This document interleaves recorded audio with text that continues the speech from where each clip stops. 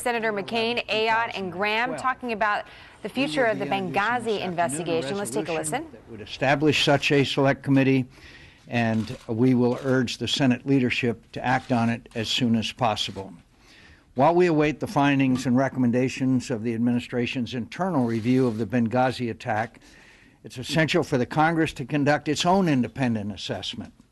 Let me be clear, there is no credibility amongst most of us concerning the administration and the numerous controversies and contradictions that have been involved in their handling of this issue.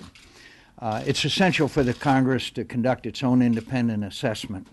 Several different committees of jurisdiction in both the House and Senate are holding briefings, planning hearings, and reviewing portions of this case. We believe that the complexity and gravity of this matter warrant the establishment of a temporary select committee that can conduct an integrated review of the many national security issues involved, which cut across multiple executive agencies and legislative committees. The Select Committee is needed to answer because more than 2 months after the Benghazi attack, there is still many unanswered questions. Among them, why was the security at the consulate so inadequate despite 2 previous attacks on that facility in April and June of this year, an assassination attempt on the British ambassador in Benghazi around the same time? Did the President's national security staff make him aware of these attacks? And if they did, why didn't he take the lead, which is the President's responsibility to ensure that our consulate in Benghazi was better fortified and our people there better protected? What actions, if any, were taken to respond to a classified cable that was allegedly sent from our embassy in Libya back to the State Department on August 16th, stating there were numerous armed groups in Benghazi that posed a threat to the security of the consulate in Benghazi, and that consulate could not survive a sustained attack like the one that eventually occurred a month later at the hands of one of these militia groups? What action, if any, did Secretary Clinton take in response to these repeated warnings from her people on the ground, including Ambassador Stevens in his final official message before his death? Why were repeated requests for security in Libya apparently turned down by officials in the State Department?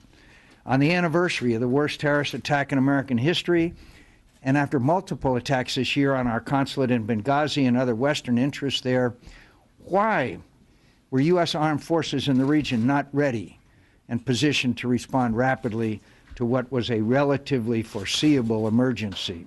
Why did senior administration officials seek to blame a spontaneous demonstration for the attack in Benghazi when it was later acknowledged that no protest even occurred in Benghazi and that the station chief in Tripoli was apparently reporting back in the first 24 hours that it was a terrorist attack?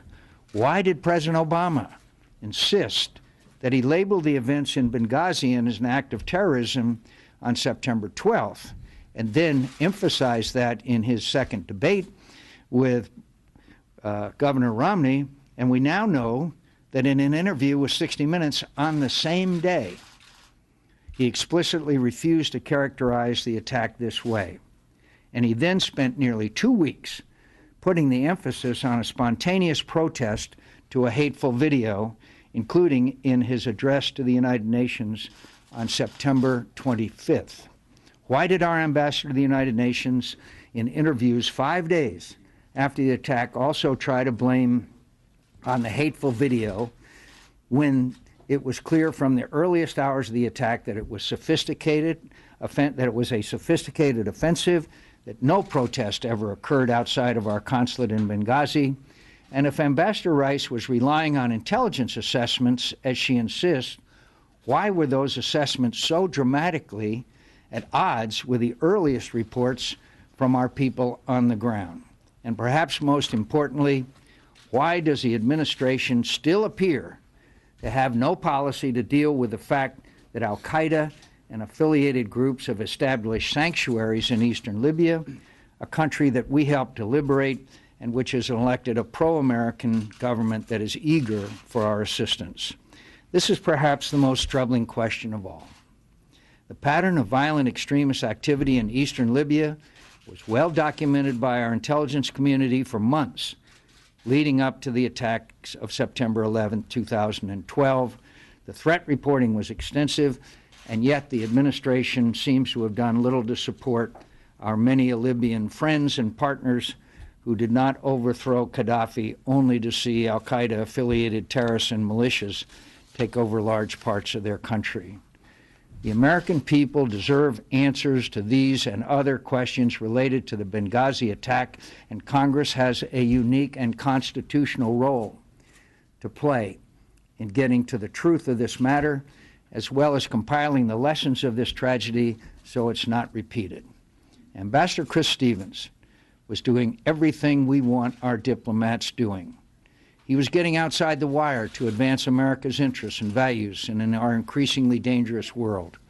While we want to encourage that kind of diplomacy, we also want our fellow citizens who engage in this important work to know that their government has taken every reasonable step to ensure their safety.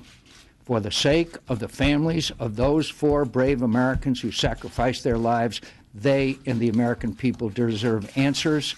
The only way they're going to get those answers in a comprehensive and cohesive and believable fashion is through the establishment of a select committee.